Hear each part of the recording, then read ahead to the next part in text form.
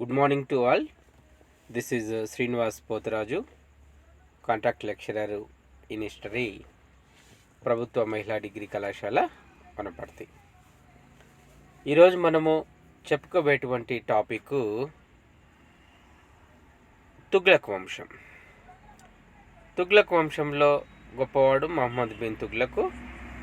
అయితే తుగ్లక్ వంశ స్థాపన, తుగ్లక్ వంశం కంటే ముందు పరిపాలన చేసినటువంటి వంశము బానిస వంశంగా, తర్వాత రెండవ వంశము ఖిల్జీ వంశంగా, మూడవ వంశము తుగ్లక్ వంశంగా మనం చెప్పుకోవచ్చు.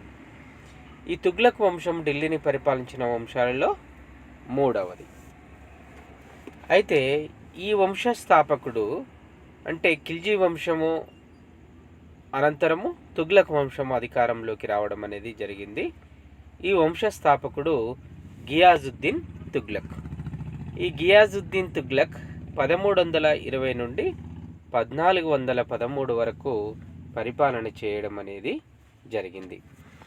అయితే నాసిరుద్దీన్ ఖుస్రో షాను దీపాల్పూర్ గవర్నర్ అయిన గాజీ మాలిక్ను సంహరించి ఖిల్జీ వంశాన్ని తొలగించి తుగ్లక్ వంశాన్ని స్థాపించాడు. అయితే దీపాల్పూర్ పాలకుడైన గాజీ మాలిక్ గియాజుద్దీన్ తుగ్లక్ పేరుతో సింహాసనం అధిష్ఠించి తుగ్లక్ వంశాన్ని స్థాపించాడు. అంటే ఇక్కడ మీరు గుర్తుంచుకోవాల్సింది ఏంటి అంటే, గియాజుద్దీన్ తుగ్లక్ అసలు పేరు గాజీ మాలిక్గా మనం చెప్పుకోవచ్చు. కాబట్టి తుగ్లక్లు వీళ్ళు టర్కిస్తాన్ అంటే నేటి తుర్క్మెనిస్తాన్లోని ఖరీనా అనేటువంటి ప్రాంతానికి చెందినవారు. తుగ్లక్ వంశస్థులు ఏ ప్రాంతవాసులు అని అంటే, వీళ్ళు టర్కిస్తాన్ లేదా తుర్క్మెనిస్తాన్, ఇప్పుడు ప్రజెంట్ ఉన్న తుర్క్మెనిస్తాన్లోని ఖరీనా ప్రాంతానికి చెందినవారుగా మనం చెప్పుకోవచ్చు. అయితే గియాజుద్దీన్ తుగ్లక్ ఘాజీ అనే బిరుదును స్వీకరించాడు. ఈయన ఘాజీ అనేటువంటి బిరుదును స్వీకరించాడు. అయితే ఘాజీ అనేటువంటి బిరుదును స్వీకరించిన మొట్టమొదటి సుల్తాను గియాజుద్దీన్ తుగ్లక్గా మనం చెప్పుకోవచ్చు. ఘాజీ అనగా పవిత్ర యోధుడు అని అర్థము. ఘాజీ అనగా పవిత్ర యోధుడు అని అర్థము. క్రీస్తు శకము 1321లో యువరాజు జునా ఖాన్ కాకతీయ రాజ్యంపై దండెత్తి ప్రతాపరుద్రుని చేతిలో ఓడిపోయాడు. అయితే ఈ యొక్క గియాజుద్దీన్ తుగ్లక్ కుమారుడైనటువంటి జునా ఖాన్, ఈ జునా ఖాన్నే మనం ఏమంటామంటే పిచ్చి తుగ్లక్ అని కూడా పిలుస్తాం. అయితే మహమ్మద్ బిన్ తుగ్లక్ ఆయనను అంటే మహమ్మద్ బిన్ తుగ్లక్ అని పేరున్న అతన్ని ప్రజలు పిచ్చి తుగ్లక్గా పిలుచుకున్నారు. ఈయన క్రీస్తు శకం 1321లో ఆనాటి కాకతీయ రాజ్యంపై దండెత్తి ప్రతాపరుద్రుని చేతిలో ఆయన ఓటమి పాలైనట్టు మనం చూస్తున్నాం. అంతేకాకుండా కానీ క్రీస్తు శకం 1323లో ఇక్కడ ఏమంటున్నామంటే, క్రీస్తు శకం 1323లో జునా ఖాన్ ప్రతాపరుద్రుణ్ణి ఓడించి ఆయనను ఢిల్లీకి బందీగా తీసుకెళ్ళాడు. అయితే కాకతీయ రాజ్యంను ఆక్రమించి దీనిని అనేక జిల్లాలుగా చేసి వాటిపై తురుష్క ప్రభువర్గమును అధికారులుగా నియమించాడు. ఎప్పుడైతే కాకతీయ రాజ్యం మీద దండయాత్ర చేసి కాకతీయ రాజ్యం మీద విజయాలు సాధించిన అనంతరము అతను అనేక విభాగాలుగా కాకతీయ సామ్రాజ్యాన్ని విభజించి దాని మీద ఈ యొక్క తురుష్క ప్రభువర్గమును అధికారులుగా నియమించడం అనేది జరిగింది. అంతేకాకుండా వరంగల్లుకు అంటే నేటి వరంగల్లు నాటి ఓరుగల్లుకు సుల్తానాపూర్ అని పేరు పెట్టడం జరిగింది. ఎవరు అంటే జునా ఖాన్. ఈ జునా ఖాను ఉత్కల రాజు రెండవ భానుదేవను ఓడించి ఒరిస్సాను కూడా ఆక్రమించడం అనేది జరిగింది. నేడి ఉత్కల ఉంది కదా, అంటే ఒరిస్సా ప్రాంతం. ఈ జునా ఖాన్ ఉత్కల రాజు అయినటువంటి రెండవ భానుదేవను ఓడించి ఒరిస్సాను కూడా ఆక్రమించడం అనేది జరిగింది. అయితే క్రీస్తు శకం 1325లో గియాజుద్దీన్ తుగ్లక్ ఆఫ్ఘన్పూర్లో చెక్కలతో కట్టబడిన వేదిక మీద నుండి కింద పడి మరణించడం అనేది జరిగింది. బాగా గుర్తుంచుకోవాలి, గియాజుద్దీన్ తుగ్లక్ అంటే జునా ఖాన్ యొక్క తండ్రి క్రీస్తు శకం 1321లో చెక్కలతో కట్టబడినటువంటి వేదిక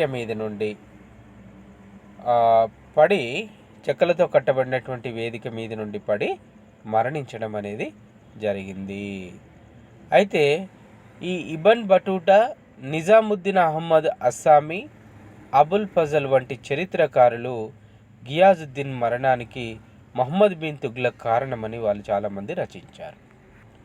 అంటే ఆనాటి తుగ్లక్ వంశపాలనలో ఉన్నటువంటి చరిత్రకారులైనటువంటి ఇబన్ బతూటా, నిజాముద్దీన్ అహ్మద్ హస్సామీ, అబుల్ ఫజల్ వంటి చరిత్రకారులు గియాజుద్దీన్ మరణానికి మహమ్మద్ బిన్ తుగ్లకే కారణమని వాళ్ళు చెప్పడం అనేది జరిగింది. అయితే నెక్స్ట్ మనము అంటే గియాజుద్దీన్ తుగ్లక్ ఎలా చనిపోయాడు అని అంటే, ఈయన ఆఫ్ఘన్పూర్లో చెక్కలతో కట్టబడిన ఒక వేదిక మీద నుండి జారిపడి మరణించినట్టు మనం చూస్తున్నాం. నెక్స్ట్ వచ్చే పాలకుడు మహమ్మద్ బిన్ తుగ్లక్. మహమ్మద్ బిన్ తుగ్లక్ 1325 నుండి 1351 వరకు పరిపాలన చేయడం అనేది జరిగింది. మహమ్మద్ బిన్ తుగ్లక్ 1325 నుండి 1351 వరకు పరిపాలన చేయడం అనేది జరిగింది. మహమ్మద్ బిన్ తుగ్లక్ వంశంలో సుప్రసిద్ధుడు. మహమ్మద్ బిన్ తుగ్లక్ వంశంలో సుప్రసిద్ధుడిగా మనం చెప్పుకోవచ్చు. ఈయన అసలు పేరు జునా ఖాన్. మహమ్మద్ బిన్ తుగ్లక్ అసలు పేరు జునా ఖాన్. ఈయనకు గియాజుద్దీన్ తుగ్లక్ ఉలుగు ఖాన్ అనేటువంటి బిరుదు ఇచ్చాడు. ఎవరికి అంటే జునా ఖాన్కి గియాజుద్దీన్ తుగ్లక్ ఉలుగు ఖాన్ అనేటువంటి బిరుదును ఇచ్చాడు. మహమ్మద్ బిన్ తుగ్లక్ మొదట తుగ్లకాబాదులో సుల్తానుగా ప్రకటించుకొని తదుపరి 40 రోజులకు ఢిల్లీలో పట్టాభిషేకం చేసుకున్నాడు. ఎప్పుడైతే గియాజుద్దీన్ తుగ్లక్ మరణించిన అనంతరము మహమ్మద్ బిన్ తుగ్లక్ తుగ్లకాబాదులో సుల్తానుగా ప్రకటించుకొని తదుపరి 40 రోజులకు ఢిల్లీలో పట్టాభిషేకం చేసుకోవడం అనేది జరిగింది.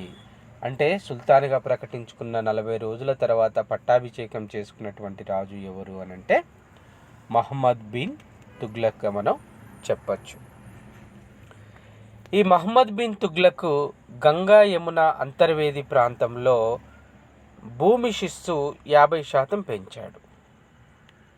ఈయన మహమ్మద్ బిన్ తుగ్లక్ గంగా యమున అంతర్వేదిలో 50% భూమి శిస్తు అంటే పన్నును పెంచడం అనేది జరిగింది. పండిన పంటలో 50% వసూలు చేయడం అనేది జరిగింది. ఈ పన్నును పెంచడానికి ముందు ఆయన ఒక రెవెన్యూ రిజిస్టారు తయారు చేసి ఆయా ప్రాంతాల వారిగా అయ్యే ఖర్చులను దానిలో జమ చేయించడం అనేది జరిగింది. మీరు ఇక్కడ గుర్తుంచుకోవాలి, ఈ పన్నును పెంచడానికి ముందు ఆయన ఒక రెవెన్యూ రిజిస్టర్ తయారు చేయించి ఆయా ప్రాంతాల వారిగా అయ్యే ఖర్చులను దానిలో జమ చేయించాడు. అదే కాకుండా మహమ్మద్ బిన్ తుగ్లక్ దివాన్-ఇ-అమీర్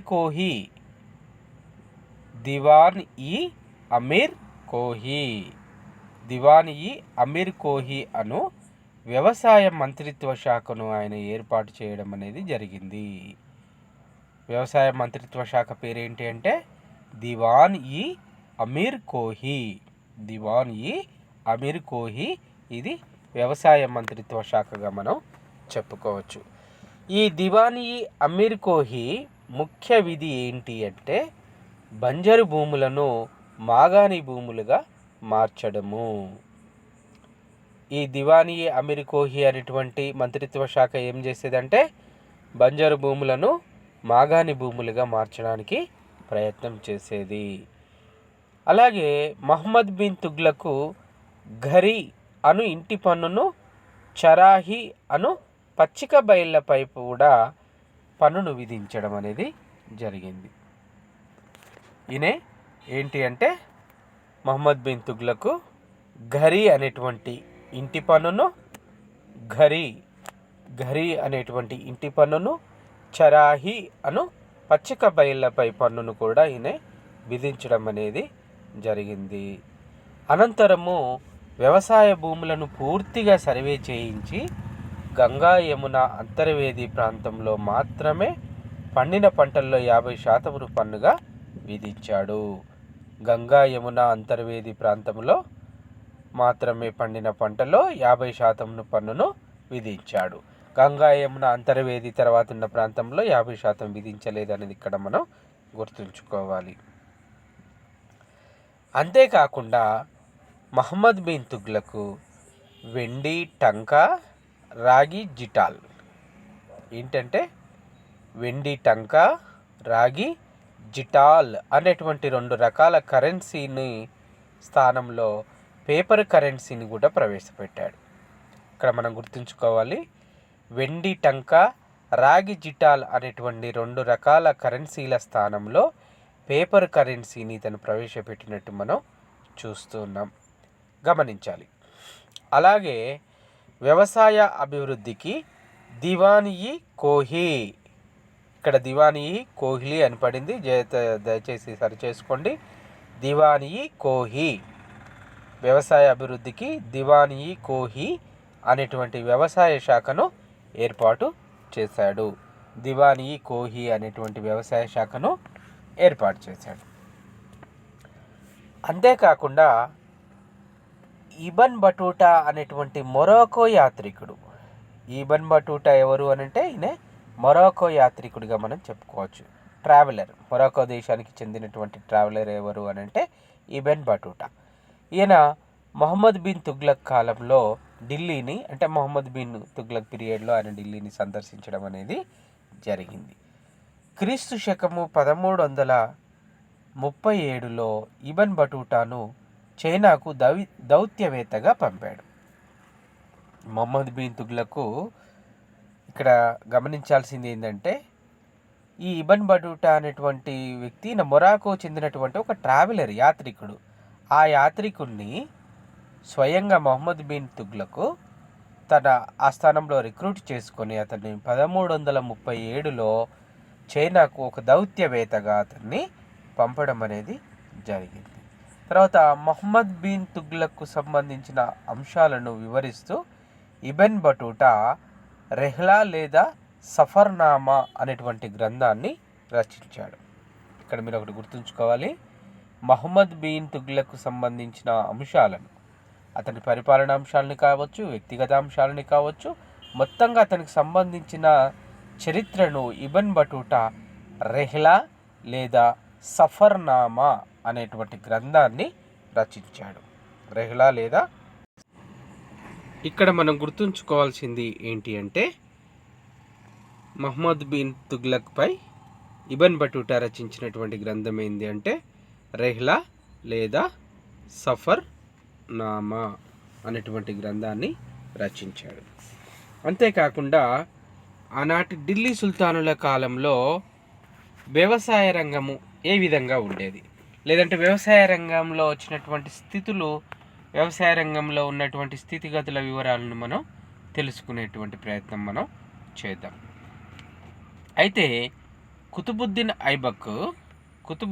ఐబక్ అంటే మన ఢిల్లీని పరిపాలించినటువంటి మొట్టమొదటి బానిస వంశ పాలకుడైనటువంటి కుతుబుద్దీన్ ఐబక్ పండిన పంట ఉత్పత్తిలో 10వ వంతును భూమి శిస్తుగా వసూలు చేసేవాడు. అంటే పండిన పంటను 10 భాగాలు చేసి 9 భాగాలు రైతుకిచ్చి ఒక భాగం మాత్రమే భూమి శిస్తుగా వసూలు చేసినటువంటి వ్యక్తి ఎవరు అనంటే కుతుబుద్దీన్ ఐబక్. ఇతను బానిస వంశ స్థాపకుడు. తర్వాత ఇల్టుట్మిష్, ఇతను కూడా రెవెన్యూ వసూలు, శాంతి భద్రతల పరిరక్షణకు రాజ్యాన్ని ఇక్తాలుగా విభజించాడు. అంటే ఇల్టుట్మిష్ ఏం చేశాడంటే కుతుబుద్దీన్ ఐబక్ యొక్క అల్లుడు ఇల్టుట్మిష్గా మనం చెప్తాం. ఇతను శాంతి భద్రతల పరిరక్షణకు రాజ్యాన్ని ఇక్తాలుగా విభజించాడు. ఖలీసా భూమిని రెవెన్యూ శాఖ పరిరక్షణలో ఉంచి ఎమీల్ షిస్తు వసూలు చేశాడు. ఎమీల్ షిస్తును వసూలు చేసింది ఇల్టుట్మిష్గా చెప్పుకోవచ్చు. అయితే బాల్బన్ ఇక్తాల అధిపతులైన అంటే బాల్బన్ ఏం చేశాడంటే ఇక్తాల అధిపతులైన ముక్తాలపై పర్యవేక్షణకు ఖవాజాలను నియమించాడు. బాల్బన్ ఏం చేసిందంటే ఇక్కడ ఇకతా అనబడింది, జర దయచేసి ఇక్తా అధిపతులైన ముక్తాలపై పర్యవేక్షణకు బాల్బను ఖవాజాలను లేదా ఖ్వాజాలను నియమించినట్టు మనం చూస్తున్నాం. అంతేకాకుండా అల్లావుద్దీన్ ఖిల్జీ ఉత్పత్తిలో 50% పన్నుగా నిర్ణయించి రైతుల నుంచి పన్ను వసూలు చేశాడు. 50% పన్ను వసూలు చేసింది అల్లావుద్దీన్ ఖిల్జీ, 50% పన్నును వసూలుగా చేసినట్టు మనం చూస్తున్నాం. తర్వాత మహమ్మద్ బిన్ తుగ్లక్ వ్యవసాయ అభివృద్ధికి దివానీ కోహి అనేటువంటి శాఖను మనం బాగా గుర్తుంచుకోవాల్సింది ఏంటి అంటే ఢిల్లీ సుల్తానులలో వ్యవసాయ శాఖను ప్రత్యేకంగా గుర్తించి ఒక మంత్రిత్వ శాఖను ఏర్పాటు చేసినటువంటి వ్యక్తి మహమ్మద్ బిన్ తుగ్లక్గా మనం చెప్పచ్చు. ఆ వ్యవసాయ మంత్రిత్వ శాఖనే మనం ఏమంటున్నాము అంటే దివానీ కోహి అనేటువంటి ఒక శాఖను ఏర్పాటు చేసినటువంటి వ్యక్తి మహమ్మద్ బిన్ తుగ్లక్గా మనం చెప్పుకోవచ్చు. తక్కావి లేదా షోందార్ బాగా గుర్తుంచుకోవాలి. తక్కావి లేదా షోందార్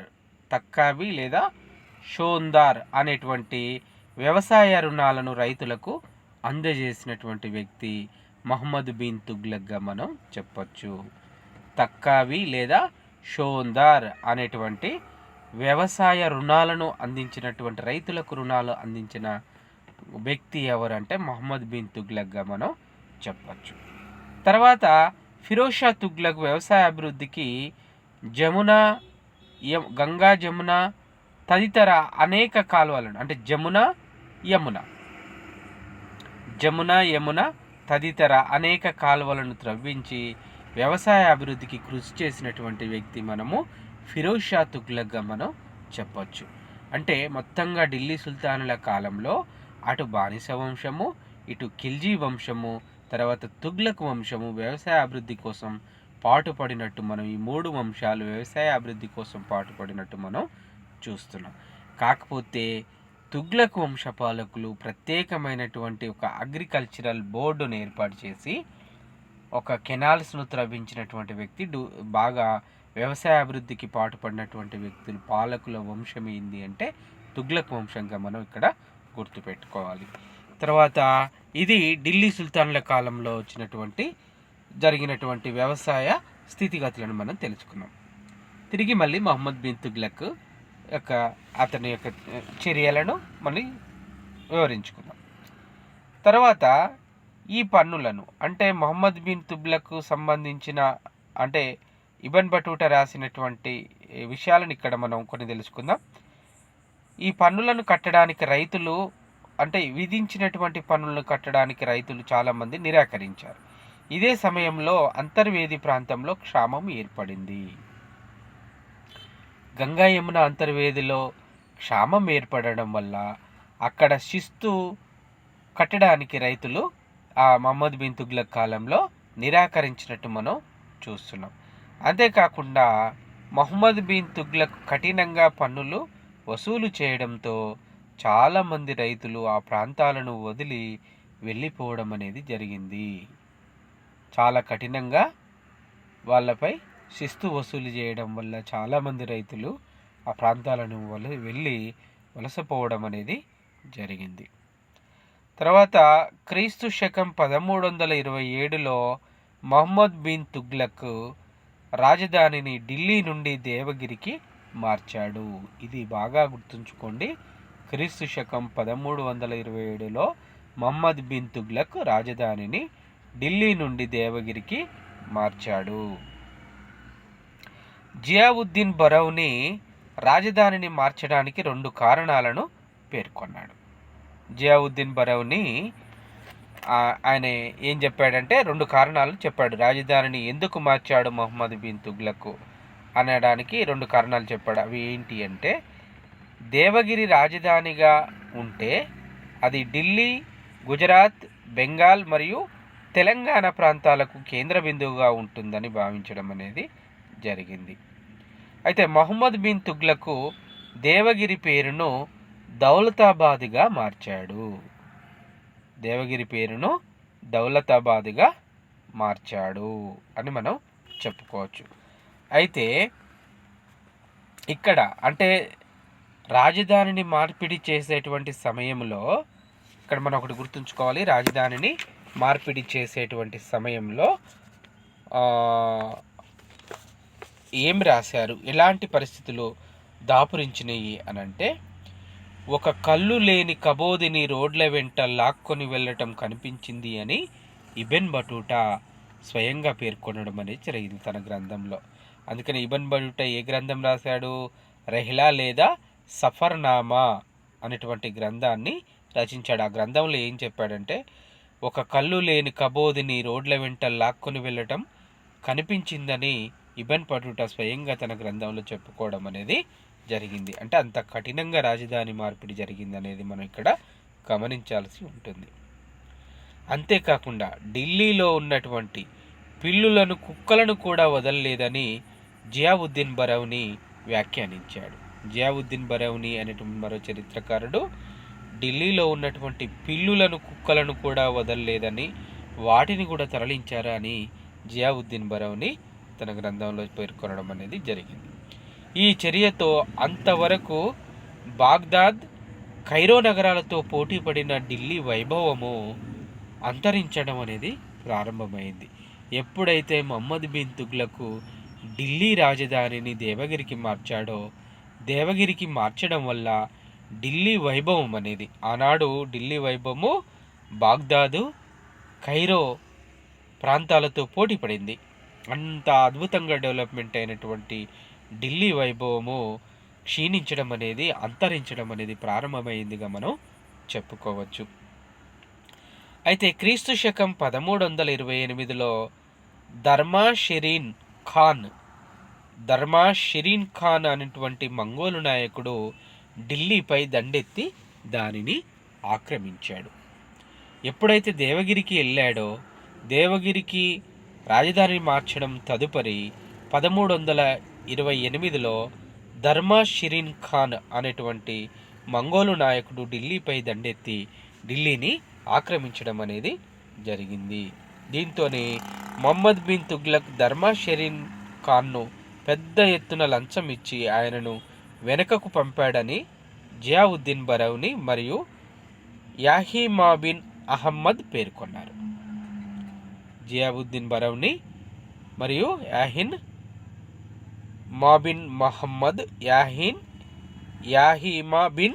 యాహిమా బిన్ మహమ్మద్ పేర్కొన్నారు. ఏమన్నారు? ఢిల్లీని చేజిక్కించుకున్నటువంటి షెరీన్ ఖాన్కు పెద్ద ఎత్తున అతనికి లంచం ఇచ్చి తిరిగి పొమ్మని పంపించాడట. అది ఎవరు చెప్పారంటే జియావుద్దీన్ బరౌని మరియు యాహిమా బిన్ అహ్మద్లు తమ గ్రంథాలలో చెప్పడం అనేది జరిగింది. దీంతో భయపడినటువంటి మహమ్మద్ బిన్ తుగ్లక్ క్రీస్తు శకం 1329లో తిరిగి రాజధానిని దౌలతాబాద్ నుండి ఢిల్లీకి మార్చాడు. ఇక్కడ మీరు గుర్తుంచుకోవాల్సింది ఏంటంటే, ఢిల్లీ నుండి మళ్ళీ దౌలతాబాద్ నుండి ఢిల్లీకి మార్చాడు. అసలు దేవగిరిని దౌలతాబాద్ అనేటువంటి పేరు పెట్టాడు కదా, కాబట్టి దేవగిరి అన్న దౌలతాబాద్ అన్న ఒకటే మనకి. కాబట్టి దౌలతాబాద్ నుండి తిరిగి 1329లో భయపడి మళ్ళీ దౌలతాబాద్ నుండి ఢిల్లీకి రాజధానిని మార్చడం అనేది జరిగింది. ఈ రాజధాని మార్పడం వల్ల ప్రజలు అనేక రకాలైన హీతి బాధలకు గురైనట్టు మనం చూస్తున్నాం. అనేక రకాలైనటువంటి హీతి బాధలకు గురైనట్టు మనం చూస్తున్నాం. కాబట్టి దౌలతాబాద్ ప్రయోగము వృధా ప్రయాసలతో కూడుకున్నది అని లేన్ పూన్ అనేటువంటి చరిత్రకారుడు వ్యాఖ్యానించడం అనేది జరిగింది. ఏంటంటే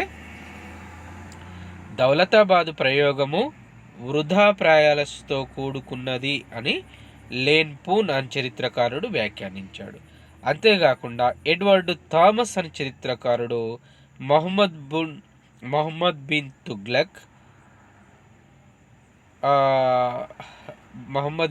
తుగ్లక్ విలోలుడైన యువరాజు అంటే ఈయన ఏం చెప్పాడంటే మొహమ్మద్ బిన్ తుగ్లక్ విచిత్రలోలుడైన యువరాజు, విచిత్ర చిత్తము కలిగిన యువరాజుగా ఆయన అభివర్ణించడం అనేది జరిగింది. కాబట్టి మొహమ్మద్ బిన్ తుగ్లకు 200 గ్రెయిన్ల బరువు కలిగిన దీనానా అను బంగారు నాణెములను విడుదల చేశాడు. మొహమ్మద్ బిన్ తుగ్లకు 200 గ్రెయిన్లు బరువు కలిగిన దీనానా అను బంగారు నాణాలను విడుదల చేసినట్టు మనం చూస్తున్నాం. అంతేకాకుండా 140 గ్రెయిన్లు బరువు కలిగిన అదాలి అను వెండి నాణెములను ప్రవేశపెట్టాడు. 140 గ్రెయిన్లు బరువు కలిగిన అదాలి అను వెండి నాణెములను ప్రవేశపెట్టాడు. అయితే క్రీస్తు శకం 1329-30లో ఈయన రాగి నాణెములు అంటే దిర్హంను ఈయన ప్రవేశపెట్టాడు. రాగి నాణెములను కూడా ప్రవేశపెట్టాడు. అయితే ఈయన సుమారు 3,70,000 మంది సైన్యాన్ని సమకూర్చుకొని చైనా ప్రాంతాన్ని జయించడానికి ప్రయత్నించాడు. ఎంతమందిని అంటే 3,70,000 మంది సైన్యాన్ని సమకూర్చుకొని చైనా ప్రాంతాన్ని జయించడానికి ప్రయత్నించాడు. వారికి జీతభత్యాలుగా రాగి నాణెములను ఇచ్చుట తేలికగా ఈయన భావించాడు. ఆ భావనతోనే ఈయన రాగి నాణెములను కూడా ప్రవేశపెట్టాడు. ఈయన ఎక్కువ సంఖ్యలో దాన ధర్మాలు చేయటం వలన కోశాగారము ఖాళీ అయినది అని చెప్పవచ్చు. అంతేకాకుండా బంగారం, వెండి కన్నా రాగి చాలా ఎక్కువగా లభించుట ఈయన కొద్దిగా మైనస్గా మనం చెప్పచ్చు. తుగ్లక్ ప్రయోగాలపై ఉన్న ఆసక్తి, ఇటువంటి ప్రయోగాలు చైనా రాజైన కుబ్లై ఖాన్ 13వ శతాబ్దంలోనే చేశాడు. అంటే తుగ్లక్ చేసినటువంటి ప్రయోగాలు చైనా రాజు అయినటువంటి కుబ్లై ఖాన్ 13వ శతాబ్దంలోనే చేసినట్టు మనం చూస్తున్నాం. అయితే పర్షియా రాజు అయిన గైఖటు ఇటువంటి ప్రయోగాన్ని పర్షియాలో చేశాడు కనుక తుగ్లక్ దూరదృష్టి ఆలోచించి రాగి నాణాలను ప్రవేశపెట్టాడు. కానీ జియావుద్దీన్ బరౌని మాటల్లో ప్రతి ఇల్లు ఒక ముద్రణాలయంగా అంటే టంకశాలగా ముద్రణాలయంగా మారినది అని చెప్పచ్చు. ఒక టంకశాలగా చెప్పచ్చు. అంటే ఒక మింట్, ప్రతి ఇల్లు కూడా ఒక మింటిగా తయారైపోయి రాగి నాణాలు విచక్షణ రహితంగా రాగి లభించడం వల్ల వాళ్ళు రాగి నాణాలను తయారు చేసుకుని ప్రతి ఇల్లు టంకశాలగా తయారైందని చెప్పవచ్చు. దీనితోనే ఆర్థిక వ్యవస్థ అల్లకల్లోలమయ్యిందని చెప్పవచ్చు. ఈయన ప్రవేశపెట్టినటువంటి రాగి నాణములను తుగ్లక్ రద్దు చేస్తూ వాటి స్థానంలో బంగారు, వెండి నాణములు ప్రజలకు ఇవ్వవలసిన పరిస్థితి ఏర్పడింది. లేన్ పూన్ మొహమ్మద్ బిన్ తుగ్లక్ను పరస్పర విరుద్ధ భావాలు గల వ్యక్తిగా అభివర్ణించాడు. లేన్ పూన్ అనేటువంటి చరిత్రకారుడు మొహమ్మద్ బిన్ తుగ్లక్ను పరస్పర విరుద్ధ భావాలు కలిగిన రాజుగా ఆయనను అభివర్ణించాడని చెప్పచ్చు. మొహమ్మద్ బిన్ తుగ్లక్ భవనము గేటు వద్ద ప్రతిరోజు ఒక అమాయకుని శిరస్సు తెగిపడేదని, ఒక దరిద్రుడు పెద్ద భాగ్యవంతుడయ్యేవాడని ఇబన్ బటూటా పేర్కొన్నాడు. ఎంత దారుణం అంటే మొహమ్మద్ బిన్ తుగ్లక్ భవనం గేటు వద్ద ప్రతిరోజు ఒక అమాయకుని శిరస్సు తెగిపడేదని, ఒక దరిద్రుడు పెద్ద భాగ్యవంతుడయ్యేవాడని ఇబన్ బటూటా పేర్కొన్నాడు. మొహమ్మద్ బిన్ తుగ్లక్ దౌలతాబాదును రాజధానిగా చేసుకున్న కాలంలో చగతాయి రాజైనటువంటి దర్మాషరిన్ ఖాన్ ఇండియాపై దాడి చేసి ఢిల్లీని ఆక్రమించాడని మనం చెప్పుకున్నాం.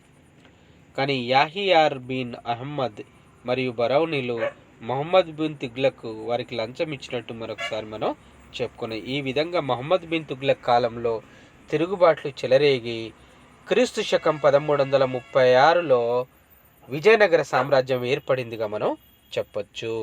మొహమ్మద్ బిన్ తుగ్లక్ కాలంలోనే క్రీస్తు శకం 1336లో విజయనగర సామ్రాజ్యం ఏర్పడిందని మనం చెప్పొచ్చు.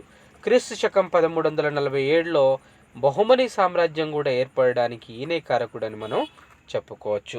క్రీస్తు శకం 1347లో బహుమనీ సామ్రాజ్యము ఏర్పడింది.